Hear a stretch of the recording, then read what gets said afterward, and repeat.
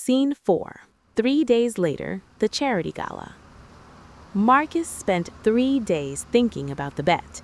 3 days of conducting business as usual, board meetings, acquisition negotiations, the endless grinding machinery of building an empire, while his mind kept circling back to that conversation at the club. $10 million. 1 year. Prove he was immune. He'd already decided to accept before Victor finished proposing it. The rest was just theater. The question was who? Who would be perfect for this particular experiment? The bet required someone he'd never normally choose, which eliminated the usual suspects. No models, no socialites, no one from his carefully curated world of wealth and privilege. Someone unexpected, someone who wouldn't bore him, someone who represented everything society said men like him shouldn't want. Someone like Elena Moretti. The Ascent Foundation Gala was the kind of event Marcus normally avoided. Too much performance, too little substance. But his company was listed as a platinum sponsor, which meant attendance was expected. He went, wearing his armor of expensive tailoring and practiced indifference, planning to stay exactly long enough to be seen and no longer. Then he spotted her across the ballroom. Elena stood near the silent auction tables, examining a piece of abstract art with the kind of focused attention most people reserved for priceless artifacts. She wore a deep navy dress that skimmed her curves in a way that department stores probably called flattering for your figure, but that Marcus's eyes translated differently. She looked elegant, confident, completely unaware that she'd become the solution to his problem. Or maybe she was aware. Maybe that's why she glanced up at exactly the wrong moment, catching his gaze across the crowded room. Recognition flickered in her eyes, then something else. Wariness, maybe, or challenge. She turned back to the art, deliberately dismissing him. Marcus smiled. Perfect. He made his way across the ballroom with the kind of purposeful movement that made people instinctively step aside. Elena must have sensed his approach because her shoulders tensed slightly, though she didn't turn around. "Miss Moretti," he said, "what a pleasant surprise." She did turn then, eyebrow raised. "Is it? A surprise, I mean. This is a tech industry charity event. You're a tech billionaire. I'd say your presence here is the opposite of surprising." "Fair point," he conceded. "Let me rephrase. What a surprise to see you here, given that you think I'm a thief who belongs in prison rather than at a charity gala." Elena's lips curved into something that wasn't quite a smile. "My business partner is on the foundation's board. She invited me. I came to support her, not to hobnob with corporate criminals." Yet here you are, hobnobbing. "We're having a conversation. That's not the same as hobnobbing." "What would you call it?" "Gathering intelligence," she said smoothly. Marcus laughed. He couldn't help it. Most people either fawned over him or avoided him entirely. Elena Moretti didn't either. She treated him like an adversary worthy of respect, which was somehow more intriguing than any compliment he'd received in years. A waiter passed by with champagne. Elena took a glass. Marcus didn't. He preferred to keep his mind sharp at events like these, where every conversation could be a negotiation in disguise. "So," he said, "how's the crusade against my alleged corruption going? Filed any lawsuits yet?" "I'm building my case," she replied. "These things take time." Of course, wouldn't want to rush into anything as trivial as evidence gathering. Some of us believe in doing things properly, and some of us believe in results. They stood there in the middle of the gala, surrounded by Manhattan's elite, trading barbs like fencers, testing each other's defenses. Marcus realized he was enjoying himself, which was rare at these events. Rare anywhere, actually. The sharp back and forth of someone who could match him intellectually, who didn't back down or defer or simper. It was almost refreshing. Dangerous, but refreshing. "Your dress," he observed. "Navy suits you." But then someone jostled past, apologizing profusely, and spilt an entire glass of red wine down the front of Elena's dress. The woman, someone's wife, Marcus vaguely recognized her from other events, was horrified. Started babbling apologies, trying to dab at the spreading stain with a cocktail napkin, which only made things worse. Elena handled it with remarkable grace, assuring the woman it was fine. Accidents happen. Really, don't worry about it.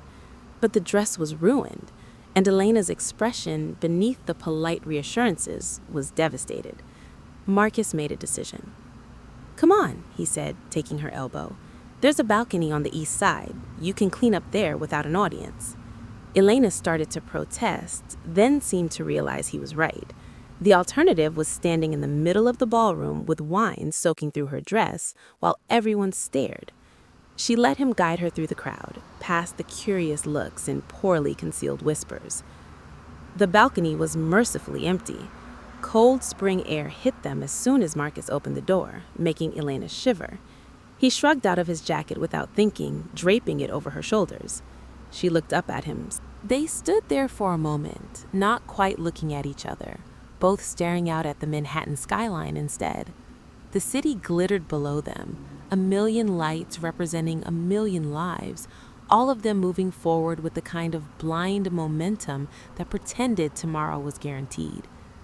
Marcus found himself studying her profile, the line of her jaw, the way she worried her bottom lip between her teeth, the intelligence in her eyes even when she wasn't looking at anything in particular. This woman could be the answer to everything, the bet, the proof he needed, the demonstration that he was right about love, about emotion, about the fundamental weakness of human connection. All he had to do was convince her to marry him, which meant he needed leverage. "Your business partner," he said. "The one on the foundation board? That's Sarah Brown, isn't it?" Elena's head snapped toward him, eyes narrowed. "How did you know that?" "I make it my business to know things," he replied. "She's the one whose patents, I suppose." "Because you threatened patent litigation that would have bankrupted her to fight." "Business is negotiation," he countered. "Sometimes the negotiation is aggressive." "Aggressive?"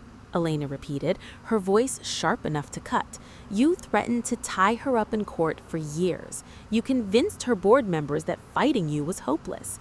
You systematically destroyed every avenue she had for funding until selling to you was her only option. That's not negotiation, that's extortion." Marcus should have ended the conversation there, should have made some dismissive comment and walked back inside.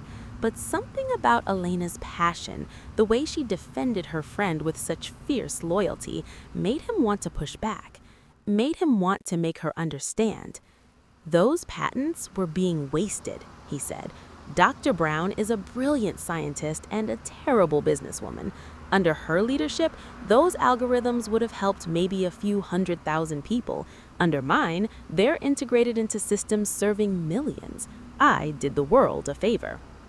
By ruining her life, by recognizing potential that was being squandered. "You're rationalizing theft," Elena accused. "I'm explaining reality," Marcus corrected. "The world doesn't reward good intentions, it rewards results. I got results." They stood there, locked in a silent battle of wills, neither willing to concede. The temperature on the balcony seemed to drop another few degrees, though Marcus wasn't sure if that was the weather or the chill coming from Elena's glare. Then the balcony door opened. A couple stumbled out, already drunk despite the early hour, laughing at some private joke. They stopped when they saw Marcus and Elena, clearly startled to find the balcony occupied. "Oh," the woman giggled. "Sorry, didn't mean to interrupt." She grabbed her companion's arm, already turning to leave, but the damage was done. Marcus saw recognition flash across her face, saw the way her eyes widened as she registered exactly who was standing out here, alone, in the dark, with Elena wearing his jacket. Saw the moment she decided this would make excellent gossip. The couple disappeared back inside. Marcus and Elena stood frozen, both realizing the same thing at the same moment. That looked bad, Elena said. Marcus was already calculating the fallout. The woman was Amanda Winters, wife of one of New York's most prominent venture capitalists, which meant by morning, everyone in their world would hear about this. Marcus Sullivan, notorious bachelor, alone on a balcony with some woman no one recognized. Intimate, compromising. The story would spread like wildfire. "I should go," Elena said, already moving toward the door. "Thank you for the jacket." "Wait." Marcus's hand shot out, catching her wrist. Not grabbing, just stopping her. She looked down at his hand, then up at his face. "Let go of me." He did, immediately, but he didn't step back. "That woman is going to talk," he said. "By tomorrow morning, there will be rumors about us, about this." He gestured to the balcony, to the intimacy of the setting, to his jacket still draped over her shoulders. "So," Elena's chin lifted defiantly, "let her talk. I don't care about gossip." "You should," Marcus said, "because your business partner cares, your clients care. In our world, reputation is everything, and being linked to me, especially in a scandalous context, will destroy yours." He watched the realization dawn on her face, the understanding that he was right. Elena Moretti ran a consulting firm that depended on trust, on respectability, on being taken seriously in a world that already looked for reasons to dismiss women, especially women who didn't fit the conventional mold of what successful women were supposed to look like. A scandal with Marcus Sullivan would be poison. "You could fix it," he said quietly. "Deny the rumors. Issue a statement saying you barely know me." "That won't work," she said. Her voice had gone flat, all the fire drained out of it. "People believe what they want to believe. Denials just make them more convinced." She was right. Marcus knew she was right, which meant she was trapped, which meant he had his leverage.